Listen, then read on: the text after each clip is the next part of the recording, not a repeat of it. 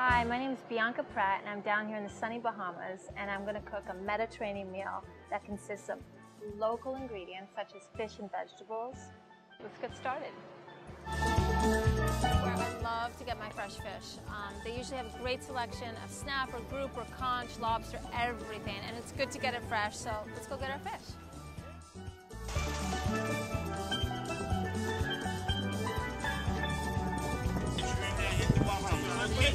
Thank you. Right, so today we are baking a snapper with a Mediterranean marinade, which consists of black olives, capers, shallots, garlic, white wine, sake, all that good stuff. We're going to bake it, and together this marinade is going to be really lovely because it's very intense with flavor, and the snapper is a real mild fish. I'm going to start with some ingredients. Half a cup of shallots, half a cup of garlic, and this is for servings of 4.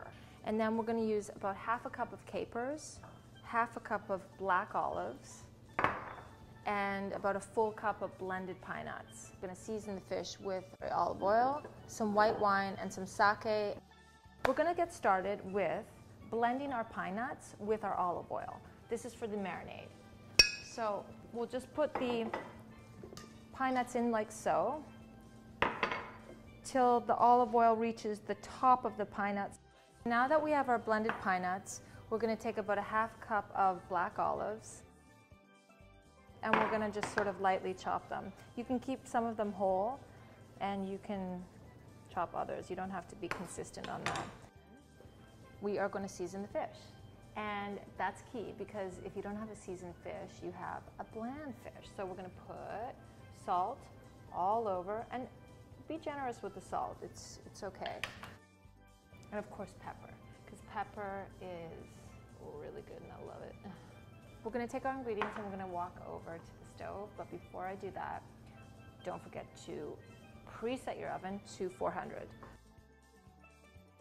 And be generous with the olive oil. Okay, and then we're going to put our garlic in there.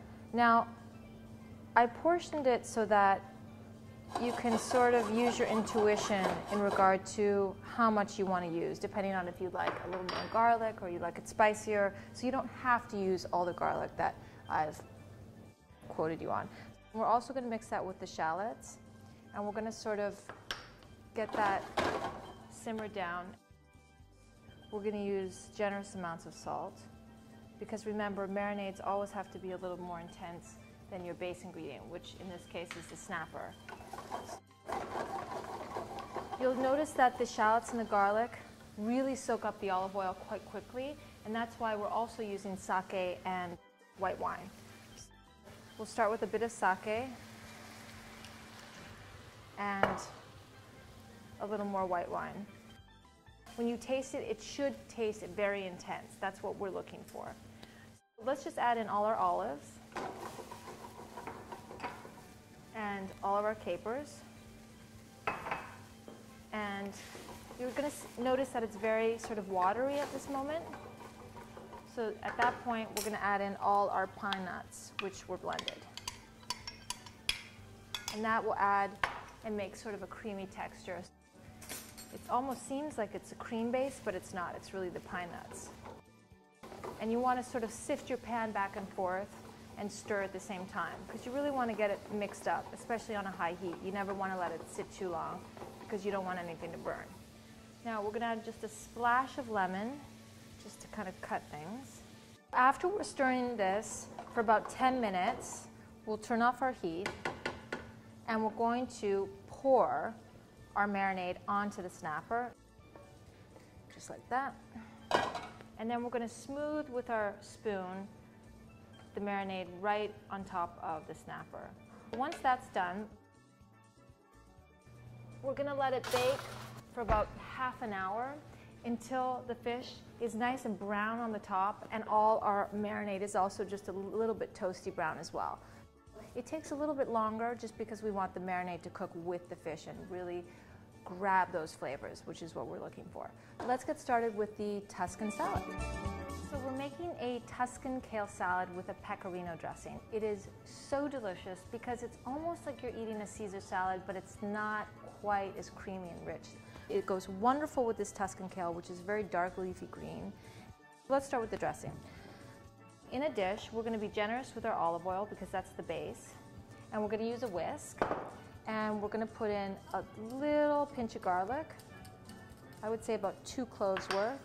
And a splash of lemon juice. And we're going to whisk that together. We're going to do about 2 pinches of salt. Of course, pepper, which is always key in most of my dishes. And we're going to grate about a cup's worth of pecorino cheese. Pecorino is the key ingredient to this dressing, and I love pecorino because it's a very sharp cheese. It's quite salty. Let's add in about half a cup of pecorino and just whisk as we go. And then our final touch to this dressing is peppers, red chili peppers. Now we don't want to use too much because we don't want to kill the flavor of the pecorino. So just a slight sprinkle of the peppers, and that adds just a nice little bite to the dressing. Put these croutons in the Tuscan kale, just like so, and we're going to dress the salad. So just be generous with your dressing, and we'll just pour it in like so. Put that aside. So now we're going to toss. This is the best part because this is when the salad comes alive. When we place the Tuscan like that, it's very firm. So you don't have to worry about it getting wilted. And we want to just add lots of croutons on like that. And we'll just have a little sprinkle of pecorino.